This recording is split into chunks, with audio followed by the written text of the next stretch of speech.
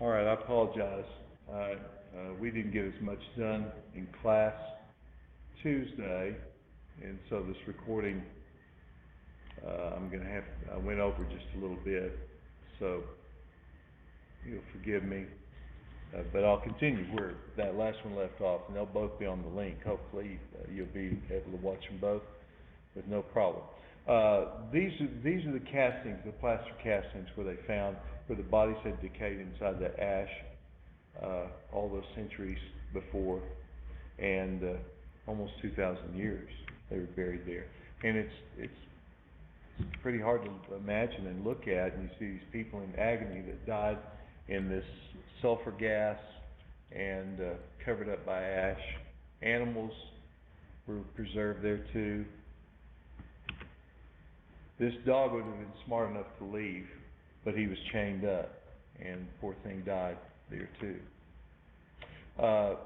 Back up to Rome. You hop the train and go back up there. You see the Roman Forum, the Colosseum. That little tab at the bottom there is where the pin shows where the large arena was, Circus Maximus. That was a huge arena. If you watch Ben-Hur, some of these movies about ancient Rome, that's probably where that was based. But they had them in all places. Colosseum, built around 80 AD, partly destroyed by earthquakes. All Italy is earthquake prone. But even though it was well built, some of it broke away, but it's still an amazing building. Of course, this idea of thumbs up or thumbs down comes from would the person live or not, and the emperor decided, and of course the people were cheering. Can you imagine being in some place? I know people that love professional wrestling and different things like that, and you kind of get that way at a ball game. You're rooting for your side or the other, one side or the other. But this was to the death, and it's hard to imagine. But you see these in different movies. Ridley Scott did a pretty good job, and one of his helmets looks like this. That was actually excavated.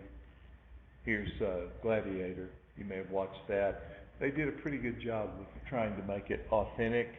You go to the Colosseum, you see these places where the animals were kept and where they went up to fight with the gladiators. When we were there, this is a panoramic view of the Colosseum. They put a floor in this thing, and they could actually flood it and bring water in and have miniature ship battles to the death. We were there and looking at this, looking out there, and I looked at my wife. She got really quiet, and she had tears in her eyes. I said, "Are you okay?" And she said, "Can you imagine how many people died here?" And of course, Christians in the Christian era were made to go out and fight, or sometimes just put to the sword for people's entertainment. It's hard for us to even imagine that. But it's an amazing place to see, and it still exists. It was grand in its day. There are probably statues of all the gods all around in each of these little niches. If you look down the hill, you see the Basilica of Maxentius and Constantine, one of these huge temples that was built there, and it was built what we call a basilica. That star shows where the Constantine sculpture would be. The emperor was a god, right? And so Constantine's sculpture was there, and you have that in the text. It shows part of it. Probably looks something like this, and that's this photo that's in the text is similar to this one. About 4th century, Constantine was in power. Now, Constantine became tolerant of Christianity, and later Constantine and his whole family became Christians, and Christianity became the official religion of the Roman Empire. So instead of putting Christians to death in terrible ways, Christianity became the main religion of the Roman Empire, the official religion. You see how large this thing would be and how large that sculpture was. But things changed with Constantine, and that's what we'll talk about as we go on into the next chapter. All right. Thank you all.